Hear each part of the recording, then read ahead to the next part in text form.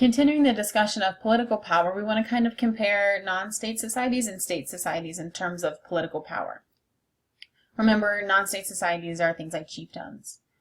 And so in non-state societies, leadership is generally temporary, informal, and based on personal attributes. Okay, so this isn't going to be hereditary, but it's going to be on prestige or charisma and things like that.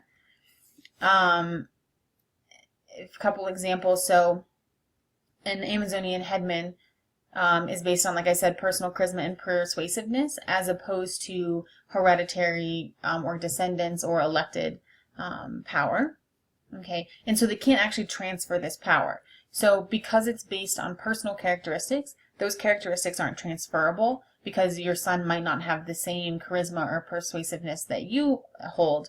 And so when you die, you would have to be replaced by someone who has equal or greater charisma or persuasiveness. So these leadership roles are not passed down hereditarily in chiefdoms necessarily. Okay, if you have, obviously there are some examples of hereditary power, but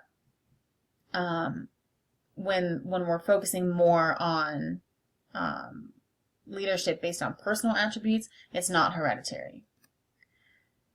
And so that's different than our state's political system, right? So our political system is a little different. In nation states, these are independent states that are recognized by other states and are composed of people who share a single national identity. What we do when we're trying to divide up nation states is functionally we're putting symbolic lines between insiders and outsiders. We're creating an in-group and an out-group. Political power in state societies, we generally collect information about our citizens through surveillance, and we manage that, whether that is through registering your car or more physical surveillance. It's really just about maintaining control or power over your people through knowing what they're doing. In state societies, we see formal controls such as prison, torture, and violence. In non-state societies or societies without such formal laws, we don't see prison the same way. We don't see the same kind of behaviors. Obviously, there's violence in every society, but it plays out differently, and it is sometimes for a different purpose in a state society.